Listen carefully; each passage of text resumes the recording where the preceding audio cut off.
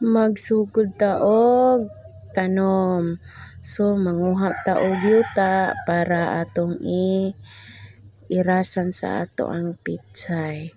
Kani diay siya, ako ni siyang gisulod og mga botelya sa mga kuan bitaw, sa mga mismo dayon sa kanang mga gagmay lang kay pitsay man ang ako ang iiras ana. Tagsa-tagsa akong isulod kay para inag tanom nako dili na ko maglisod, inabalhin ako sa yuta. So kailangan jud na nako siyang isa-isahon kay para dili na siya matandog, inabalhin ako. So kani kuan ni siya kana ang black soil ba kana bitang gikan sa dinauban.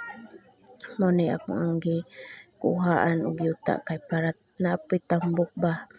Dayon kani nga area nga akong gikuhaan is pinyahan dayon nako siya. So kaning hapit pa jud ko na puling kay gumikan na kuan bitaw na tandugan.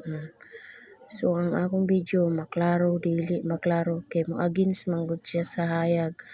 So sa dili makasabot og Bisaya, pasensya na jud mo kay mahira man dili man ko ka marunong magtagalog susubukan ko bang magtagalogin dito kay para makasabot kayo.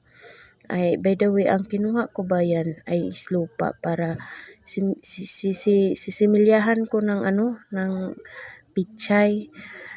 Yang kinukuha ko is black soil po yan para anuhin ko ba para sisidlingan ko ng ng pichay ko para yan lang kahit paliit para hindi ako mahirapan magbalhin-balhin ba lipat-lipat ba doon sa lupa pag magsibol na siya, magsibol, ganun ba yun? Intindihin nyo na lang Tagalog ko. Yang ko ba, cellphone ko, again sa light, kaya hindi ko makikita gaano, minsan may dilim, may hayag din, kaya ganun.